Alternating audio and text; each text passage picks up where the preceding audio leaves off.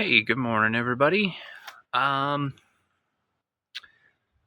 just out here on my buddy's property. Kind of sun is rising a little bit, and I am out here holding an iPad. Um, but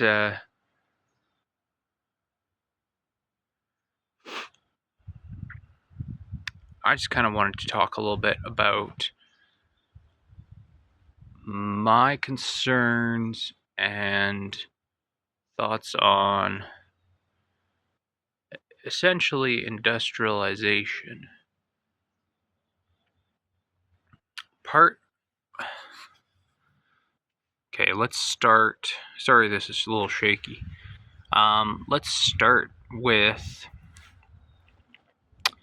I gotta trim my mustache. Um, but obviously, my hair.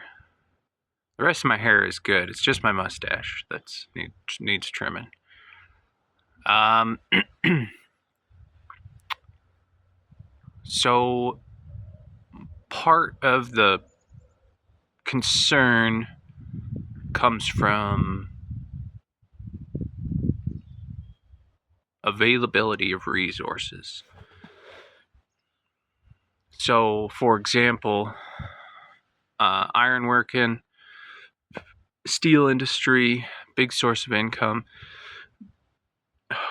I always burp when I'm doing videos, and it always feels like I'm being super rude, but I also like to keep the burps in the video because it's a little funny. But anyways, part of the concern with industrialization is the mass consumption of limited resources, and a lot of things like aluminum and steel are recyclable. From what I learned in school, aluminum is 100% recyclable.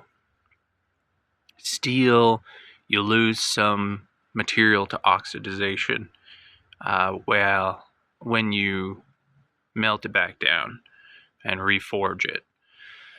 But using available steel is much more energy efficient than going digging for new steel or new iron. And of course, it's also just it's good to reuse what you got.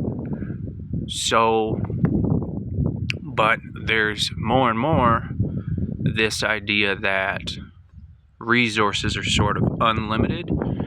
So you've got your things like Amazon and instant ordering parts, and your cars that only last a year or two, and this is becoming more and more common as companies see how they can control the just how quickly things break, and then by consequence how quickly people have to buy a new thing. And there's the ironic backlash of people going out to get old things from early 2000s and older because everything built now has such a limited life cycle. But that's a digression. So coming back on track, the limited resources thing is becoming more and more of a problem. It's harder to find oil. It's harder to find like mining new resources. There's lots of mines that are still going strong. Don't get me wrong. But more and more I hear about like electronics are becoming more expensive because it's getting more expensive to make them. And the only reason it would be getting more expensive to make them is two reasons. One, labor costs are going up and labor is expensive, or it's harder to find. And the harder something is to find, the more expensive it gets. There is a third option, like with diamonds, where they are hoarding the resource in order to make scarcity, in order to drive prices up. And that's pretty easy to do. All you have to do is be like a gold mine or a diamond mine or something like that. And yeah, you just can hoard your resources a little bit, drive prices up, and then sell high later down the line. But let's assume, for the best and to keep things simple, that that's not the problem here. I know I've seen that wood production, timber, and all of that is going down. Lots of layoffs. And that's been happening for the last five or 10 years. And that's because trees don't grow on trees, if that makes sense. Like, trees grow, but as far as I understand, a good tree life cycle is about 70 years. And a decent human life cycle is about 80 years. So, in order to get a good crop of trees, I think crop is a fair word. In order to get a good crop of trees, you gotta wait an entire human life cycle. So, we gotta make a whole generation go without trees, without timber. So then what are we gonna build with? And so then this raises the other question of course we want to conserve our resources, but to put it simply, what are we going to build with? And we got to keep building because we got all these people around. We probably don't have to build as much as we are. We waste a lot of stuff, but we can't not. And the average person like me who uses a pittance of resources comparatively can't feel too bad about using that pittance, but we are the sorts of people who do feel bad and try and make a difference. We feel bad, so we try and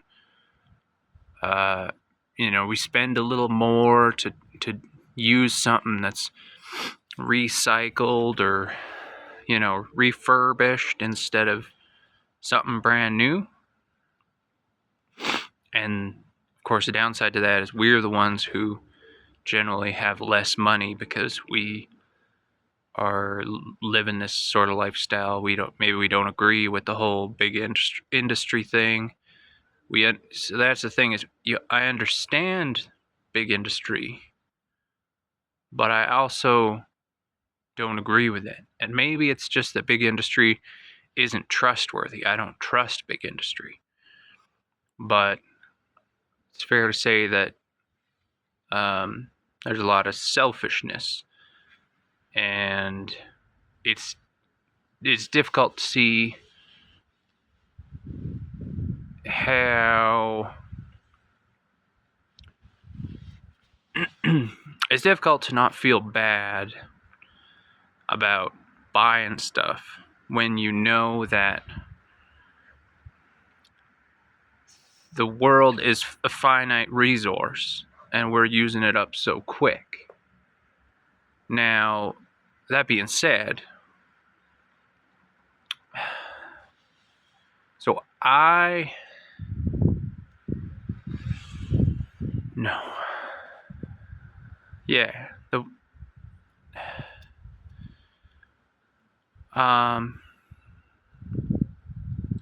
Yeah, I don't know. Feeling bad about, no. Okay.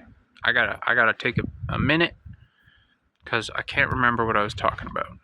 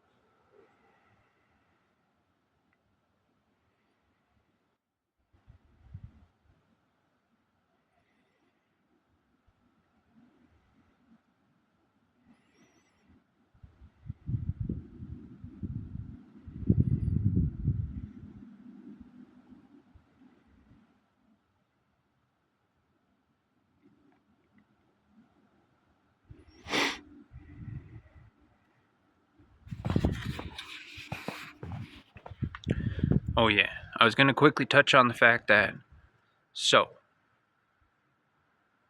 all the money essentially comes from natural resources. So farming, things grown from the ground for food. You get your steels and your other metals that are mined or however you get them. And they're coming from the earth. You're getting your trees, which are grown. Nobody makes trees. They grow on their own. You might help a tree grow, but trees grow on their own with the help of carbon dioxide and light, sunlight, and water, and probably minerals and nutrients, all this other stuff. Vegetation control. We've got, our meats, which are grown. They grow themselves. They reproduce. So, and everything trickles down from there. You got your houses, which are made out of wood and steel and stone. The only thing that we truly contribute to a thing is time. We give our time into researching and producing and manufacturing a thing, whether that's mining the ore or making the ore, smelting the ore into steel, or rolling the steel into a beam, or welding the beam into like a fully developed beam with holes and everything in it, or bolting that beam up into a structure. No matter where we are, we are contributing our time and our energy, but all of that, the steel and the carbon and the iron, all of that came from the earth in some way, or it didn't come from us. We didn't make it. I guess if we're selling human milk, that's the only thing I can think of, is if you personally sell a product of your own body, like you chop off your arm and sell it for meat, or you produce some sort of fluid that is worth something, and then you turn that, then you yourself have created that thing and you can say that it's yours. But other than that, everything comes from the ground. And so this is where natural resources come into play, and that's where all the money trickles from. All the money trickles from the ground in some way. You gotta remember that. And so nations are built on oil, on timber, on iron and coal. And if you run out of that, your nation might fall apart. But if you just choose to stop mining or logging, then you're going to lose jobs. People are going to have to move away to somewhere where they are mining and they are logging, because people need jobs.